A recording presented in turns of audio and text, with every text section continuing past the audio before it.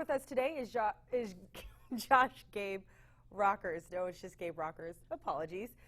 He's from Edward Jones, and he's always here to talk about some money moves that we can make. And today, you're just all spans of life. You've got some tips and tricks for us. Yep. So depending on your age, you may be kind of focused on different financial goals.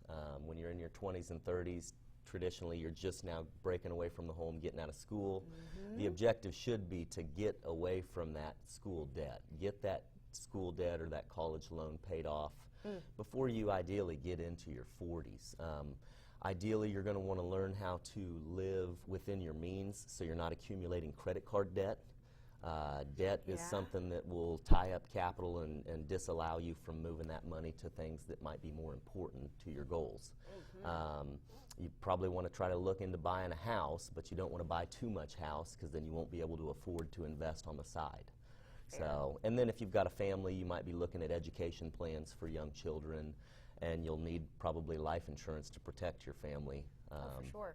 So you move into your 40s and 50s, now you're at the peak of your earnings career, so hopefully if you've got the debt taken care of, now your focus can be hammering on your mortgage and really paying towards your investment accounts, 401ks, IRAs, things of that nature, throwing money at your retirement. You get later in that life cycle, you're probably thinking about paying for maybe the end of your kids' school, helping them out a little bit. Hopefully you haven't been saddled with care expenses for your parents, but you may have that. And if you do, you're probably much more mindful of maybe I better look into long-term care insurance to make sure I don't put that burden on my kids here in 15 or 20 years. And so something I'm noticing here is each stage of, in life with your financial goals, you're juggling more than one thing. So Absolutely. I'd say the number one thing, what big piece of advice would you have for people who are juggling all these things, but I always have the big question, well, what do I juggle? Like, what's more important than the other thing? What should I do? If you feel overwhelmed and the task feels daunting and you just feel like you're chasing your tail or you're a hamster on a wheel, right? Then come see somebody.